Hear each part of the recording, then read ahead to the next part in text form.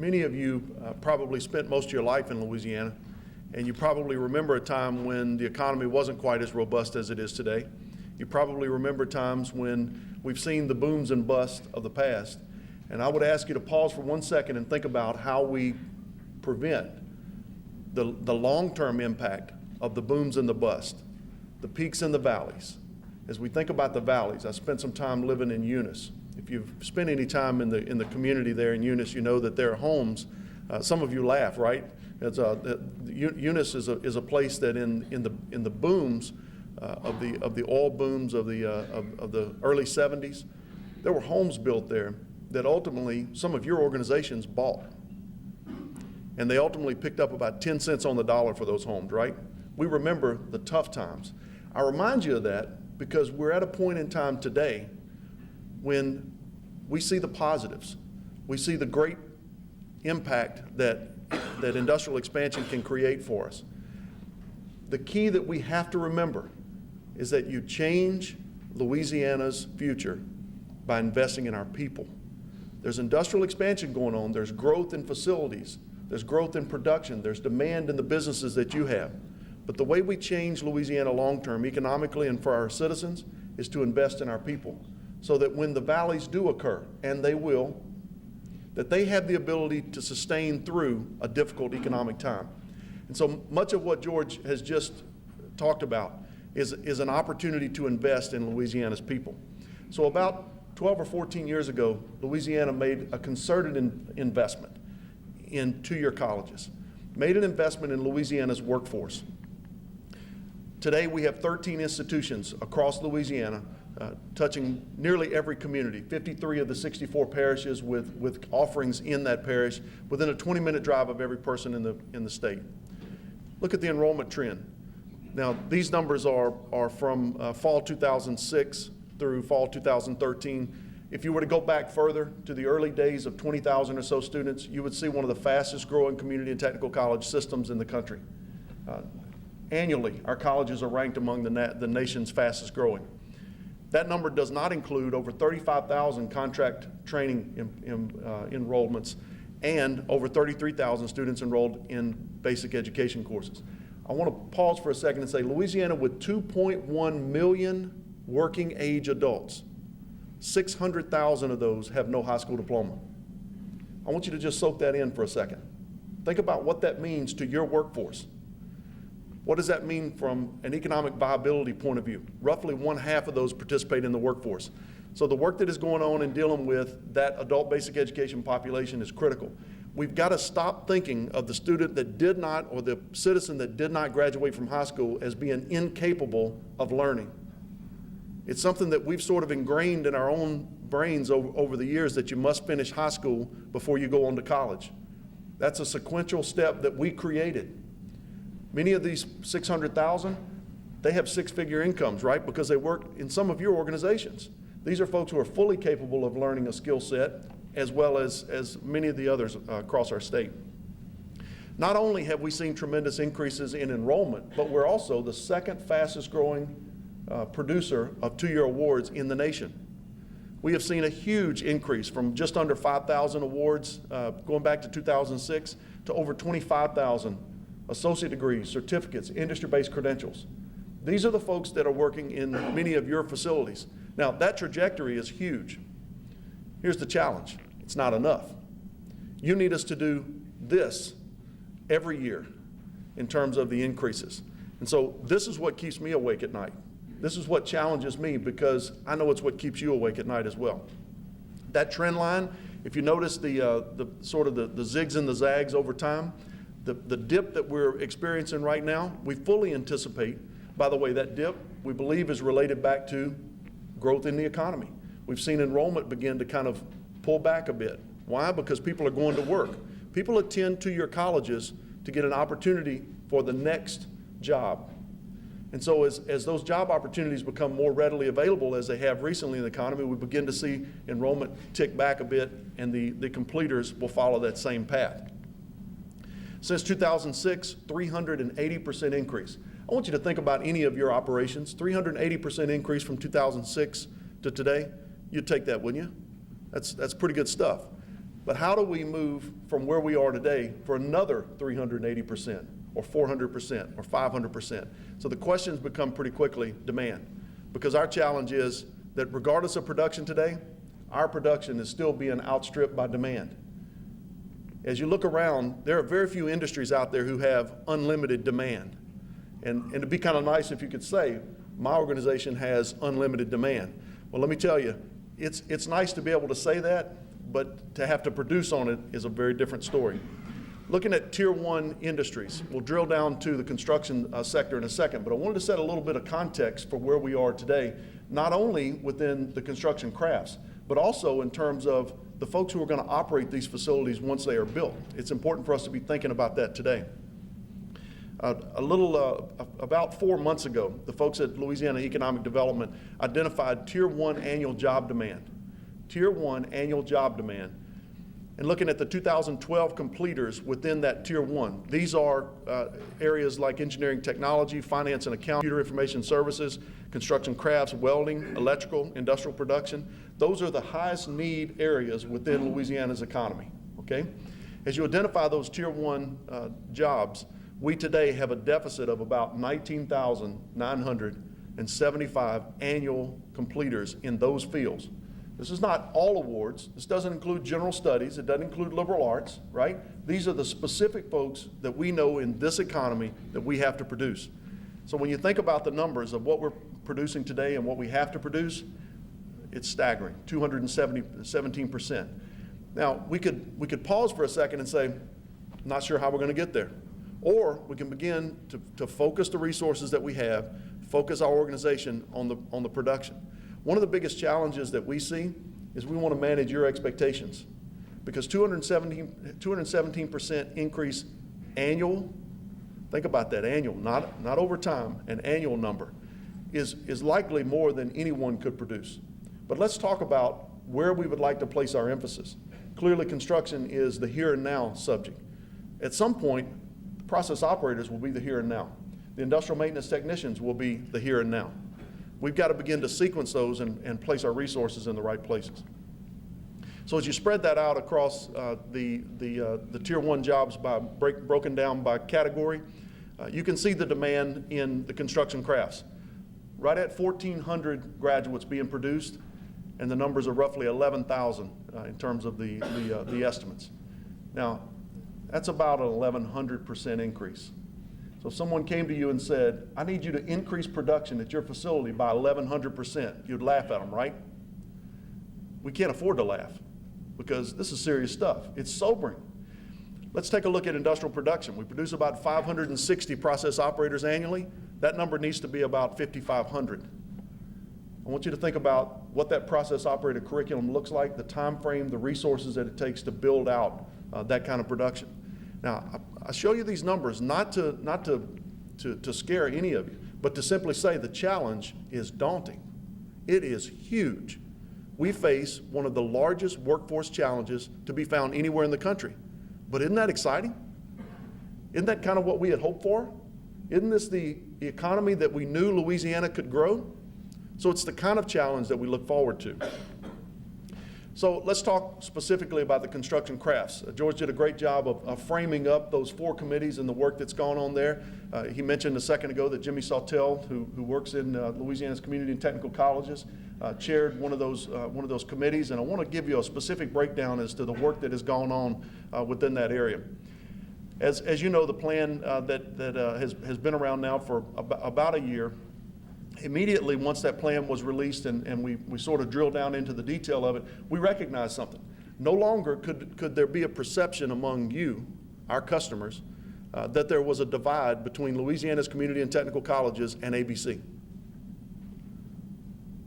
I want you to think about that for a second. There can't be a divide. 1,100% production increase. We got more work to be done than any one of us can do. If we don't work together, I can assure you we will fail. And so one of our first efforts was to reach out, to work with our friends at ABC and Department of Education, the Louisiana Apprenticeship Group, to really begin to think through how we meet the demand that's out there. We began to engineer course offerings to meet industry-based certifications. We began to target our resources. Let me give an example. We have about $20 million annually in federal Perkins dollars. They are for career and technical education programming. We split that roughly evenly with the Department of Education. We began to take those dollars and to funnel them directly into those Tier 1 programs. No longer are the dollars sent to the colleges and the colleges given the opportunity to fill budget holes, okay? Instead, we're saying to them, those Tier 1 occupations that we know we have to meet demand for, you spend those Perkins dollars on those occupations. Workforce Rapid Response Fund, about $10 million annually, again, being targeted toward the highest need programs. So we're having to spend some time focusing our resources, no differently than you would do in the private sector. And then currently, we are on pace right now to double production over last year's number. Now, any other time someone would say, we're going to double production, and we would all be just rah-rah, we'd throw a party, right? But yet we know what the numbers look like, and we recognize that we're not there yet. What's happened throughout the last year is we've not only been able to double production, but we've also laid the groundwork for a much steeper increase over time. So what does all of that mean? First and foremost, you've seen our colleges and our partners respond to what you said was needed. We've standardized on the NCCER level 1 and 2 curriculum, with level 3 and 4 being focused on the journeyman level. We've also standardized pretty clearly across all of our colleges on the AWS welding curriculum. We've moved to a compressed training schedule. No longer are our courses only offered from 8 in the morning until 3 in the afternoon. Now we've begun to offer many more programs in the evenings, many more programs over the weekend. The only way for us to get there is to expand our time of production, to expand it to a time when our students, our population, is able to get to the campus. The community colleges have entered into MOUs with ABC. We have a number of those. We've also begun to look for ways to use the Pell Grant. All of you are familiar with Pell Grant. Is the primary financial aid mechanism that this country uses. Unfortunately, most of the programs we're talking about are what we refer to as non-credit. Pell Grant does not apply to non-credit, except in specific circumstances.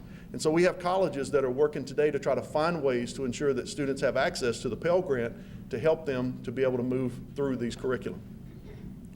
And then finally, developing outreach efforts, as you heard a few minutes ago from George. So here's a specific breakout of the increases. It's important to note that these are the increases over the last year. So about 1,450 of those roughly. You see the breakout by content area, so you can see that we're touching many of the construction crafts areas that you have an interest in.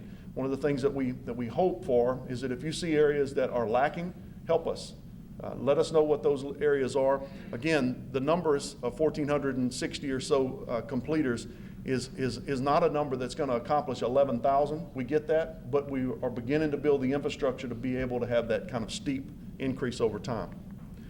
You can see the numbers as institutions. Baton Rouge Community College, as an example, producing about 650 of those, with Delgado Community College increasing as well. The population centers are really important here. We've got to find ways to get people in the population centers into these programs so that we can see the growth over time. I think what you'll begin to see at institutions like River Parishes, as an example, as they bring online a new campus, as they begin to have the greater capacity to be able to serve and tap into those population centers like Baton Rouge, I think you'll begin to see those numbers expand dramatically over time. I'll point out Sewella Technical Community College is a great example, working with our partners, Sasol and a number of others in that region. I think you'll also begin to see that institution with double and triple increases. As an institution, 23% enrollment growth year over year. I want you to think about what you do with that. How do you hire instructors? How do you scale up? So you're beginning to see tremendous increases, and I think you'll see it also within the context of completers. That's the last slide that I have, but I want to leave you with one thought. It is overwhelming to think about the numbers, but isn't it positive to think about your sons and daughters and mine having the opportunity to live in the economy that we knew we could grow in Louisiana? We've got to change perceptions. We've already changed perceptions in many communities, but we have work left to do. And so the group that helps us to accomplish that is in this room today. So we appreciate the work that you've done to this point to help us to realize the work ahead of us, but we also know that we have to redouble our efforts because there's a lot of work to be done. know that Louisiana's community and technical colleges are here as your partner to solve this challenge. I think as people look back at this time frame in our state's history, they will recognize this challenge as our greatest challenge. They will recognize this as the challenge of our generation. How did we respond? That will be the question. And as we look forward to our sons and daughters rising up and participating in this economy, I think we'll be proud of the work that we did together to make sure that this economy is able to be sustained over time. Thank you very much.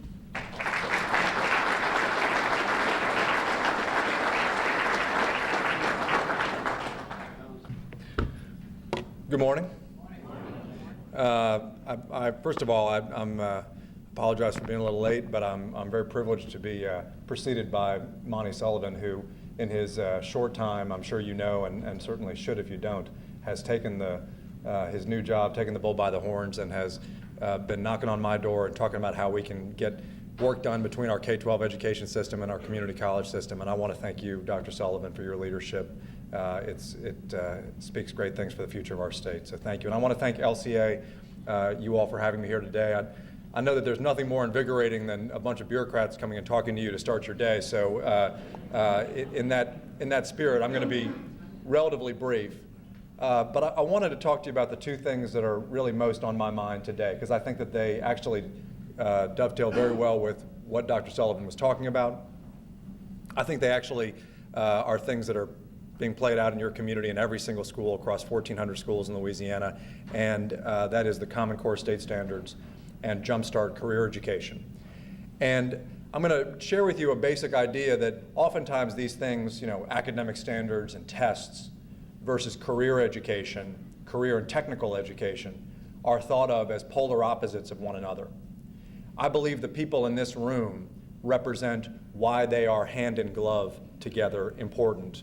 And I want to ask your support of both of these ideas: high standards academically for every child, and an opportunity for every young man and woman to be prepared for a career that provides them an opportunity and access to the American middle class. I want to talk about just these two ideas with a couple of statistics that Monty actually went over in some form or fashion otherwise. 15 years ago, our state started down the road, and I wasn't here, but I know Eddie Risponi and others who were working on education issues for a long time were fighting these fights years ago to actually begin to measure how well are our kids reading, how well are our kids writing, how well are they doing mathematics. And we started out years ago in 1999 with a test called the LEAP test. If you have kids, your kids have probably taken the LEAP test. If you've had any involvement in public schools, you certainly know about the LEAP test. It's the backbone of the way that we manage our education system today. And over 15 years, literally, the number of kids reading and writing on grade level in Louisiana has nearly doubled over the time since then. We've seen fantastic gains in our state over the time since when the LEAP was instituted. But I'll tell you this, and it bears out in what Dr. Sullivan said. When you look today at the number of 11th graders who, when they take that ACT test, it says they're going to be ready to make it through a full year at Sewella, or a full year at Delgado, or a full year at LSU. Those numbers show us it's about 25% of Louisiana's youth are really ready to make it through a 2-year or 4-year institution. Now, when you go back to the 8th grade test, what that test shows you is it's true there. Only 25% of our kids are really likely at that level to make it through a 4-year university or a 4-year college or a 2-year college.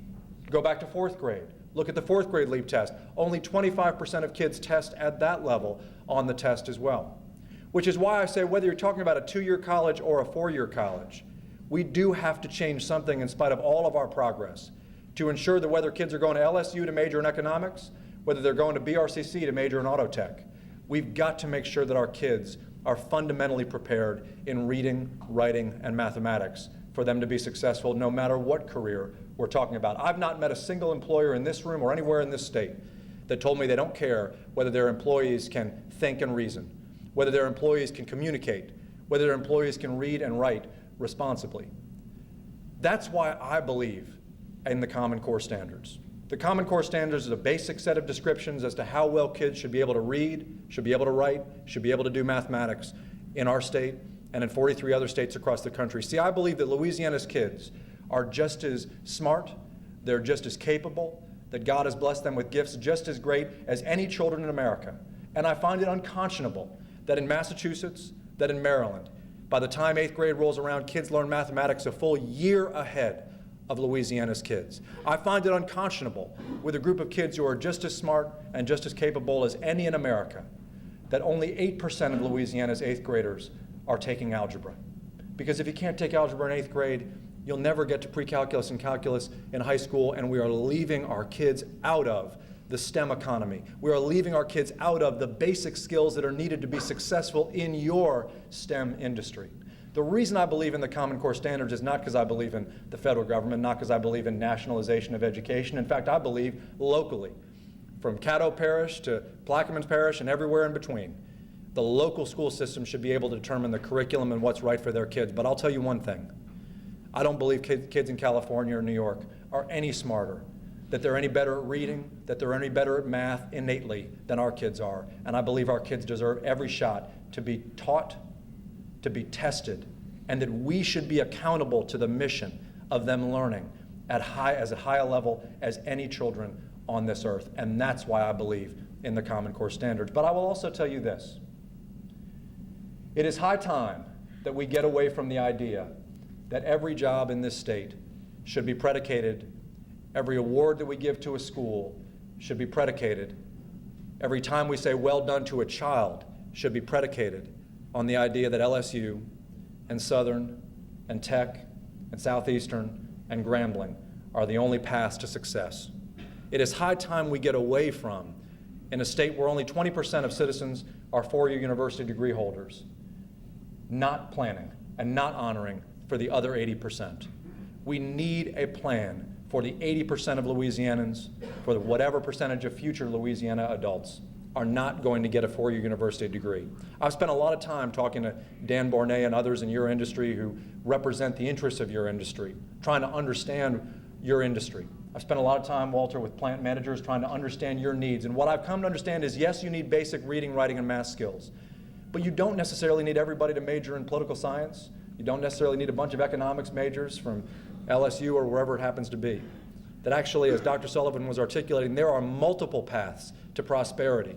And if our community and technical college system is coming on board to provide more paths to prosperity for our young people, it is the moral obligation of our K-12 system to actually begin to plan for the 80% and not just for the 20% who are getting a four-year university degree. It is time we provide and resuscitate and revitalize career and technical education in the high schools in the state of Louisiana.